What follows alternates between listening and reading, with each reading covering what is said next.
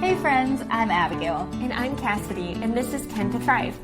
We're here to talk through all the seasons of life. From the messy and mundane to the meaningful, where God meets us where we are. We're all about applying God's Word to real life and growing as women of God together. Let's thrive in His goodness for His glory.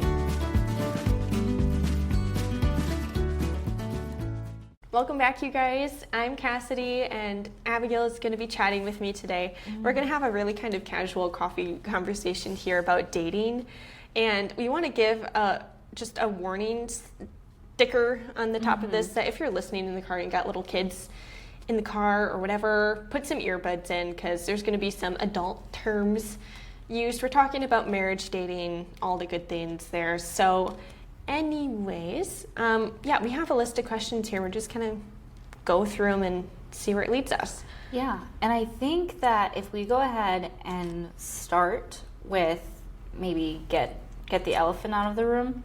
Yeah. All right, so while we're talking about dating, we are going to talk about what is the purpose of dating, and why should we be dating. I think most people would answer, well, so I can find a mate, so that I can someday get married and start my own family. And those are all good things. So when we talk about it, we also need to know, well, what is marriage? What is the purpose of marriage? And so as our disclaimer, as we get into this, marriage is not simply a way to have sex without guilt. And dating is not simply your means to get to the sex. And so before marriage, you may struggle with being able to be single. That can be a hard thing. And it can be hard when you have a lot of hormones and when you are bombarded by other couples and seeing, oh, they have all these great things. I wish that I could have that too. We've been there. We've experienced these same desires. But if your main drive for wanting a relationship is so that you can be physical with somebody or so that you can have sex with somebody, already you need to slow yourself down, stop, and recognize that that is not the right motive. Right. There are going to be some heart things that you need to start addressing personally. And then once you've addressed those, then come back to this episode. Because again, when we talk about dating, it's for the main relationship that's going to lead us into marriage. And marriage is so much more than sex. So that is kind of our disclosure before we get into things. Yeah. So we'll put a little check mark by this. The purpose of dating, as she was just talking about, is that's ultimately to find a spouse. And so just kind of to dig into that maybe a little further, I don't know if we have another question about it, but it's not a game. It's not just something to fool around with. It's not to just, I'm just experimenting and finding who I like to be around and whatever. There's like an ultimate end goal in your mind that I'm pursuing this person for the ultimate, yes, we're going to have as many conversations as we can to discover if this is the person for me. Yeah. And once you know that, yes, we've decided that we are going to pursue marriage, this shouldn't be a 10-year dating relationship. Right. This should be yes, we've decided to go ahead with this marriage thing. And I mean, I'm not putting a number on when you should get married. I personally, I dated for a year. And then we were married a year after we got engaged. And so it was kind of a parent's advice coming towards us, if you know that you're going to get married, we're going to help you go ahead with your marriage. And it really helps protect your heart from having a pitfall of getting into trouble before you're married, because you're we know we're going to get married. So no, that's not right either. Yeah. And so, yes, our ultimate purpose of dating is to find your person that you're going to spend your life with. Right. So. And kind of along those same thoughts, if you're listening right now and you're like, well, how am I going to know? Or, I just don't want to be alone. And it's okay to not want to be alone. But if you're simply with somebody strictly as a means to not be lonely. Again, that might not be a right motive. So an encouragement that both Cassidy and I would have is, if you are looking to get onto the dating scene, make sure that you're serious about dating, not only to protect yourself, but also to protect others that you might get into a relationship with.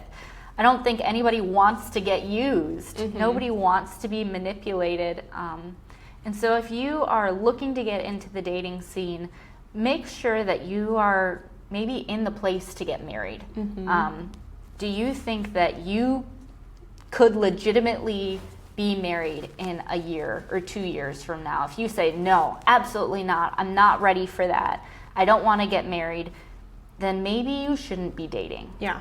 Yes, I totally agree. And I kind of, the first question that we have in our sheet is, did you take your time jumping into the dating scene, or was it something that you pursued in high school? And we see very often it's the thing to do is, oh, you have a high school sweetheart and all of these things. And I think that when we look back to our dating scene, we're kind of chatting beforehand. We see so many things, 2020 vision, that we're like, hey, I really regret doing that, or like, I wish I would have done that. And this is one of those times I'm like, I regret that 110%. Like, obviously you learn things and it's not like blah. I'm just saying, it's just, you couldn't get married. It's like, yeah, you would try to have serious conversations about marriage because you knew that was the right thing to do, but you couldn't act on any of pursuing actual marriage. Right. And it's so frustrating. And it's just not the right time. So that was kind of my experience. I jumped in too soon when I couldn't actually take real action. Right, and kind of along those same lines, we started off talking about the desire for sex. That is a God-given desire. He created us with that. And so it is natural, all right? It's not something that is innately wrong. But that's also why, like Cassidy said, be careful.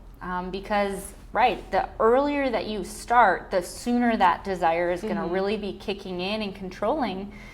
And yeah, the fact is, when you're 15, you're not ready to get married. And so be careful where you're putting yourself.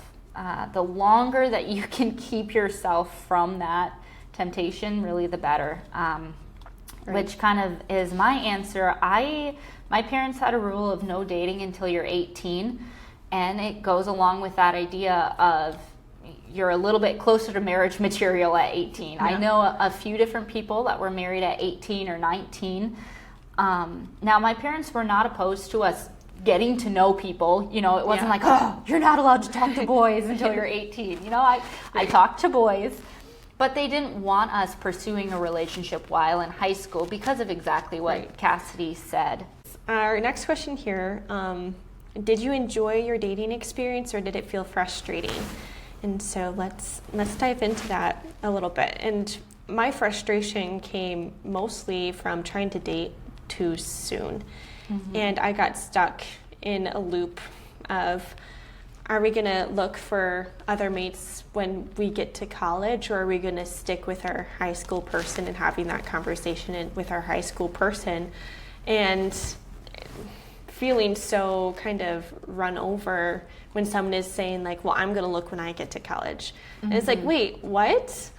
And because like I had my mind made up. And so that's kind of how our relationship tanked, is because... And that was the end of your high school dating. Yes, I felt so jealous of someone else wanting to look around, but obviously that's a wise thing to do. But yeah, that's kind of where my main frustration came from with dating.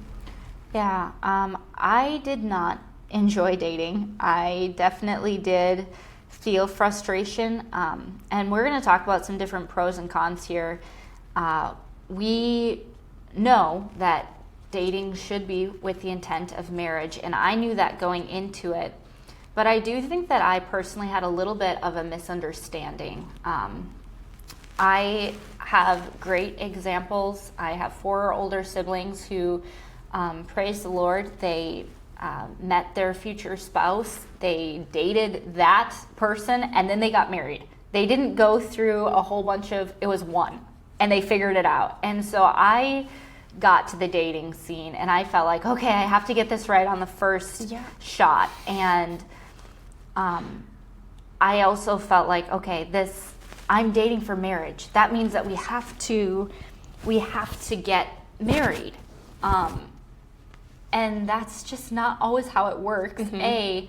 And B, it led me to trying to force him into a mold that he wasn't going to fit into. And I was trying to force him into a mold of, you need to be ready right now so that we can get married next year. And that also wasn't the case. And so I think that my frustrations came from me having, I guess, too high of expectations, and also a little bit of misguided expectations. Right. Our next question here. Did you ever run into a situation of ignoring red flags that you noticed or even other people were pointing out? I'll let you go on with this one. Yeah, I would say that so my first official boyfriend was who I ended up marrying, Trevor, but we did have a longer dating relationship. There were ups and downs, and I will take the blame. In the time, I really thought that he was the problem most of the time. But as I've matured, I've realized that no, I'm the problem. I'm a sinner. And a really good book actually that helped me get to that point is When Sinners Say I Do. But there were various red flags in our relationship, and a big one is that both sets of our parents wanted us to break up. They were like, things don't seem like they're going well, and we were like, no, they are. They're so good. And I think, again, I made things a lot harder for us. Trevor had his own faults that he had to mature and grow through, but there were red flags that both of us, I think, kind of tried to ignore, which made it harder, the dating part harder. I don't know if this is necessarily like a huge red flag, but when I was dating my now husband, my mom helped me have conversations to help dig into if this was who I was going to marry. And something that she pointed out to me was his relationship with his parents, and specifically the quirks that his dad might have. And she's like, pay attention to what his dad does, because most likely those are characteristics that he's going to have. Yeah. And I was like, oh no, he's different, because there were some quirky things about his dad. Oh, I loved his dad. His dad passed away a few years ago. I wish I could have known him better. So I'm not talking poorly about his dad, but there were some things that my mom said, you might want to be careful about this particular characteristic. And sure enough, we do get into marriage. And the things that she pointed out, my mom and his dad were neighbors growing up, so she knew him very well. And so those things that she pointed out were things that helped prepare my mind to have this conversation with my husband, as this is not going to be a fighting point, but this is something that we can grow in and grow together through. And I was so thankful that she helped me find red flags or potential red flags and have that conversation. Be a red flag. Absolutely. Our next question here is, if you could go back and tell your younger self some advice about dating, what are some things that you would tell yourself? Should I kick us off with this one? Yeah. Okay, I might pick up this paper here so I can read a little bit better, because I have a few things, just a few. Okay. Number one, it's not something that you need to rush into. If I could go back and say, stop rushing this, that would have saved my heart a lot of hurt. Dating is an opportunity to ask important questions and really get to know someone and their heart for God.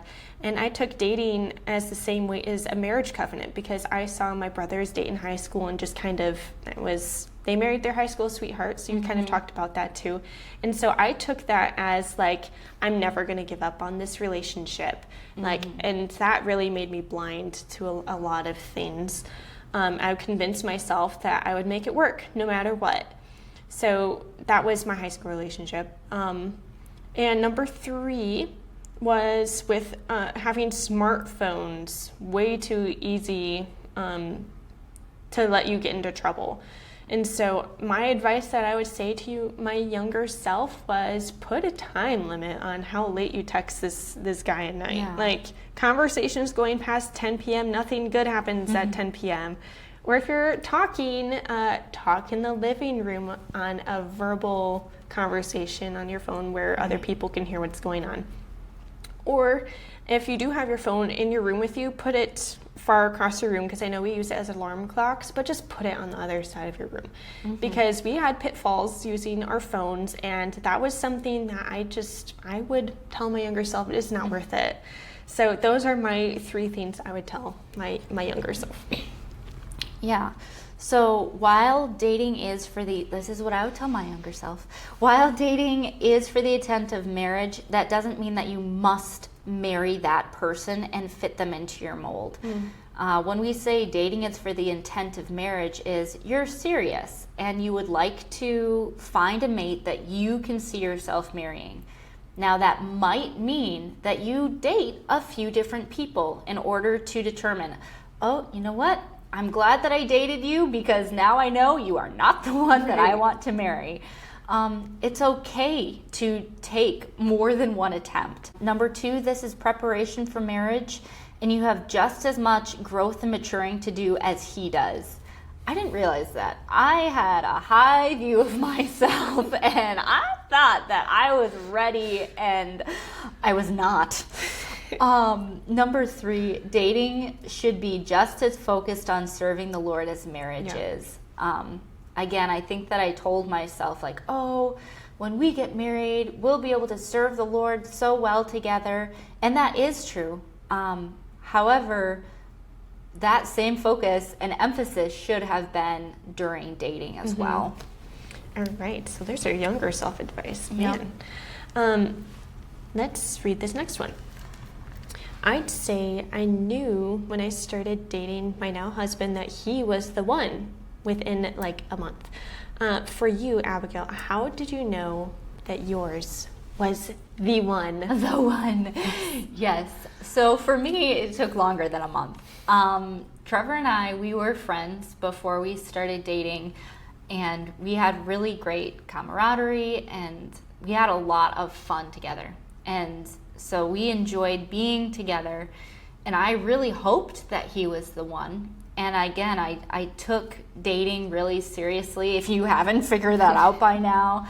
But I didn't know for sure that he was the one. And I prayed adamantly and earnestly throughout the dating years. And the Lord did continue giving peace. I did break up with him at one point. So we dated for 3 years. And halfway through our dating relationship, I did break up with him. And then we ended up getting back together. And it was after we got back together that I really did have a lot of confidence. And I realized, okay, this is what the Lord has for us. And there's a lot more to it. But I would say that it was probably about a year and a half into dating before I really realized, okay, yes, I am confident he is the one. Okay, that's so interesting that we have two different views here.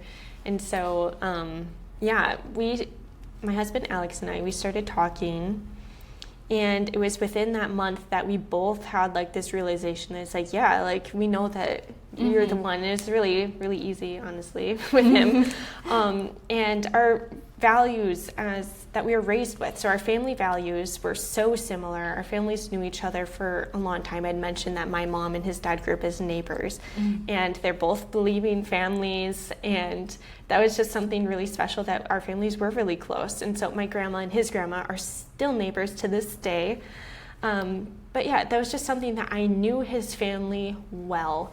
And so I felt comfortable fully jumping into this relationship and making that decision so soon. And I realized that that's not going to be the majority of dating relationships. But that's my explanation as to why did I jump in head over heels like so quickly. But yeah, we hit it off really quick, and my brother was best friends with Alex, and so that was another family approval, check. Yeah. Like family values, check. Right. And our personal, like, can we have fun together? Do we like match personalities well? Right. Stuff like that. It was pretty easy. I want to touch on the idea of being equally yoked as a couple. Is there anything that you'd say that you can do as a couple to pursue God while dating? Yeah, so I have a two-part answer. So the Bible is very clear about being equally yoked, and this is the idea that both of you are believers, or I guess two unbelievers, but we should not have a believer and an unbeliever together. I think that kind of a side note, and the Bible doesn't say this, so this is my opinion, but also being equally spiritually yoked. So maybe you are both believers, but is one of you really on fire for the Lord and the other one is really not? Or one of you really wants to do ministry, but the other one really doesn't. I have seen a lot of couples who one of them is serving the Lord and, just being an excellent servant, and then they get married and then that totally stops. That, in my mind, doesn't seem like a great pairing. Again, this is my opinion, so that's my take on it, is not only being both believers, but are you both going the same direction, or are you guys going different ways? So then, is there anything that you can do as a couple to pursue while dating? Trevor and I did not do super well in this. We weren't really a part of any ministries together. We didn't really have regular devotions together. And I wish that we would have, but I think that those are areas that you can. If you go to the same church, or even if you don't, there are millions of ministry and ministry needs that you can be a part of with your significant other. My advice is, start serving the Lord with them. Find an area that you can bless others with your relationship in. And as far as my side of that question of serving together in church, that was a conversation that we had pretty quick, and he was very blunt with me that I was pursuing helping in children's ministries, and he was like, I'm not going to be that guy. And so at least we had the conversation earlier on, and I realized, and I was like, well, maybe his heart might change, whatever, and that's okay. We've come to a compromise, and we were able to have that conversation. But yeah, that was one of those things, the expectation, and it wasn't necessarily a reality for our relationship, and that's okay. He's good at other things. So you don't always have to serve together.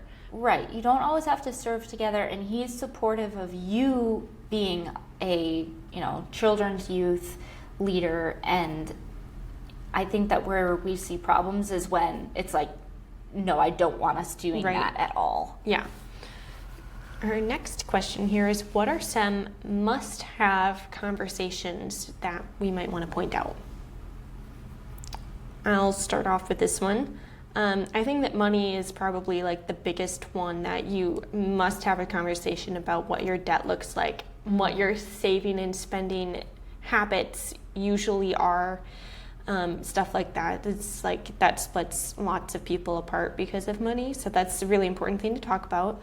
And then what is their view of taking care of themselves and exercise, and making sure that what they are displaying to you while dating isn't just trying to get you kind of show, but something that they actually take seriously into marriage too, because taking care of your body is really a big display of how they view God, and you're a temple of God's. And so I think it's something important to talk about before you marry someone. Yeah, absolutely. Some things that I have on are really being honest of things that you personally struggle with about the other person, and vice versa. So some things are easily changed and fixed. There are certain characteristics where it's like, I really have a hard time with this. I would appreciate you not doing that. And it's like, oh, okay, I can stop doing that. Thank you for bringing that to my attention. But there are other things, kind of like Cassidy was mentioning earlier, maybe quirks or different, where that is never going to change. And you need to talk to one another and bring those things up, and then also decide for yourself, am I going to be able to love this person through these things, or am I going to resent them for it? Mm-hmm. And if you find yourself in the category of, nope, I hate this, I'm going to resent them for it, that's probably a relationship that you need to step away from. Good advice. That was advice from my mom. Hey. Moms are so great. Yeah, we love moms. All right, it says, there are probably some of you listening that think that dating is really hard, really complicated as a Christian woman. And what would you encourage them to do in finding a solid potential mate in our society? This is a hard one. This can go a lot of different ways, and we were kind of chatting about this before we hopped into this conversation, is that you hear advice from lots of Christian mamas out there, mm-hmm. and they'll say it one way, like, oh, you have to find your mate by going to a Christian college or all of these things, and maybe it's not going to look exactly the same way, and that's fine. Right. But if you're stuck and you're like, I need some new ideas, mm-hmm. do you have any great, maybe some things to try to pursue a dating relationship? Yeah, I mean, one thing that I would say is, first and foremost, are you somebody that the person you're looking for wants to date?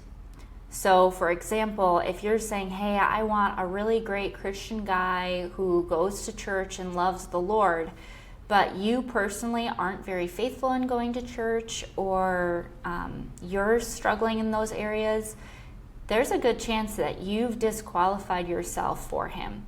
Or, maybe you're looking for something else. So one word of advice is look for your significant other in the place that you want to find him.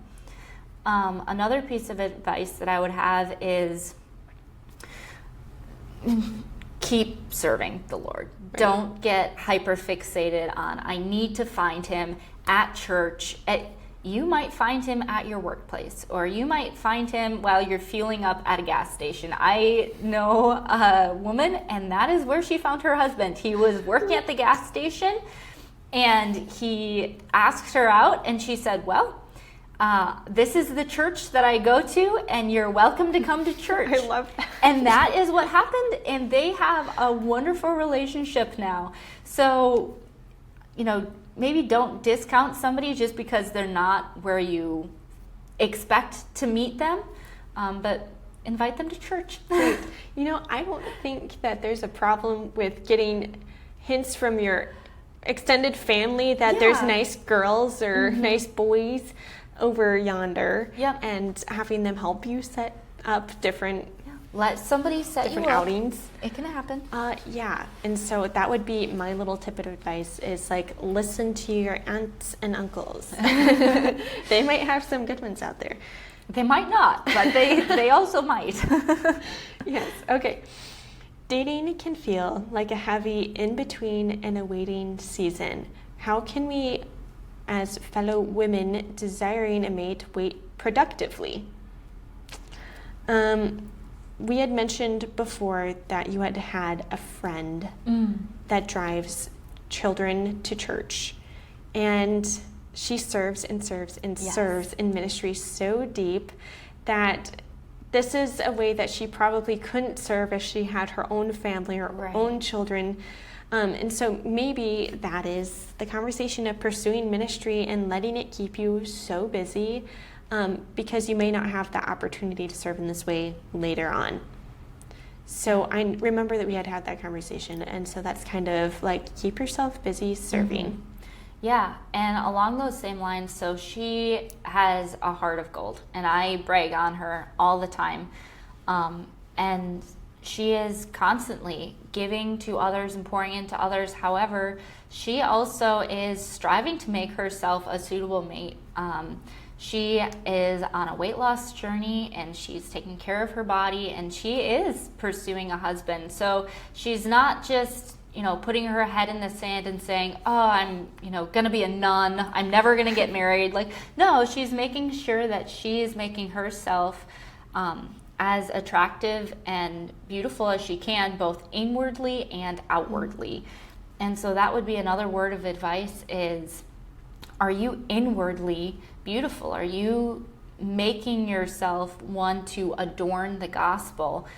Because men do care about personality, all right? They don't just care about physical appearance, they care about your personality. Again, keep in mind that marriage is designed to honor Christ, and our marriages should be a greater means to serve the Lord. So if you have this mindset pre-marriage, it can help your single years be of greater value and of benefit. Don't feel like, oh, I'm single, this is all wasted time. Like, no. Cassidy and I can both tell you that you have so much influence and so much opportunity to love others, to have a great time with your family, to have a great time with your friends. Being single is wonderful. I cannot speak to the nth degree because I was married young, but do recognize that it's a gift. Take the time to learn skills, build relationships, and grow personally in the Lord. Become a suitable wife. If you're looking to get married, but you don't know how to do laundry, or you don't know how to cook, or you have a really short temper, or you're extremely gossipy, or you're not good with your money, this is a great time to start working on some of those habits and to productively make yourself a better helpmeet, and one who can lead your husband closer to the Lord. The final thought that I have in this, as we're kind of wrapping up, we came to our last question here, but my final thought is, if you are looking for a spouse, go ahead and read 1 Corinthians chapter 7. This is the chapter where Paul is talking about the pros and cons of being married or being single and what that looks like. And so I would encourage you, go ahead and read through that chapter and identify, how am I using my time, and does God have singleness for me? Does he have marriage for me? And what is his will? And then how can I best fit into his will? Right. So with that, I'm going to share a resource that I think is helpful for you guys. I had followed her when I was by my dating years. Her tag on Instagram is @SMayWilson, and I'll put that in the show notes. But she has a book and I don't even know what to call it. It's kind of like a class. But not really. But it's like a love your single life kind of thing. She's a Christian woman, and she has a lot of good resources and things to talk about. I think she even has a podcast called Girls Night. It's like really fun. But yeah, she just had some twin girls, so she is married now. She has twin girls, and she actually just moved to Spain or something. So it's a really fun profile to kind of check out. Go see what that's about. Our song of the week for this week is "I'd Rather Have You," and one of the artists on there is Brooke, Griffith. So that is the song of the week. But yeah, this is a really personal this is our experience. This is some things that we really wish we didn't do. So yeah, hopefully you learned something from this. And yeah, it's kind of an interesting conversation. Yes. All right. Thanks for tuning in. And yes, hopefully you are able to navigate through pros and cons and lessons learned, and that you'll be able to take something of benefit. Yep. We'll see you. Bye.